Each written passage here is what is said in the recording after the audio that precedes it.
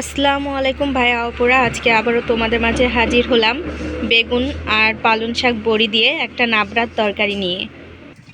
এখানে বড়িটা আগে ভেজে নেওয়া হচ্ছে।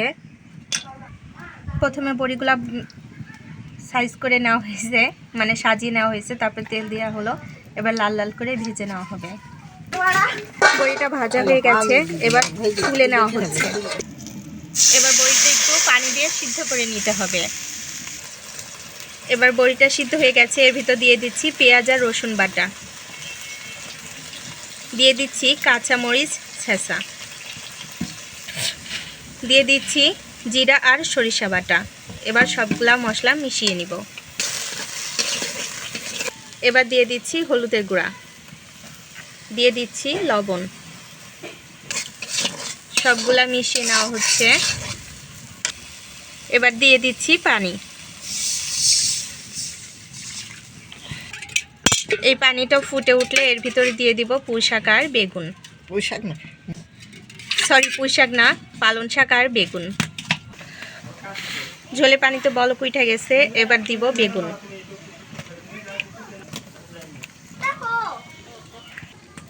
এবার পালং শাকগুলা দিয়ে দিব। এবার সবগুলো নাড়াচাড়া করে মিশিয়ে নিব। এভাবে নিরামিষ রান্না করলে কিন্তু খাইতে অনেক মজা লাগে। কে কে বেগুন পালং শাকের এই নিরামিষটা খেতে পছন্দ করো অবশ্যই কমেন্ট করে জানাবে। এবার সবজিটা নামিয়ে নিব, তারপরে বাগার দিব। বাগারের জন্য তেল দিয়ে দিয়েছি। তেলটা গরম হলেই পেঁয়াজ আর রসুন দিয়ে দিব। পেঁয়াজ আর রসুনগুলো আমি লাল লাল করে ভেজে নিব। পেঁয়াজ আর মরিচটা আমার ভাজা হয়ে গেছে, এবার হচ্ছে সবজিগুলা দিয়ে দিব। সবজিটা হয়ে গেছে, এবার নামিয়ে নিব। এটাই হচ্ছে বেগুন পালং শাক আর বড়ির ফাইনাল লুক।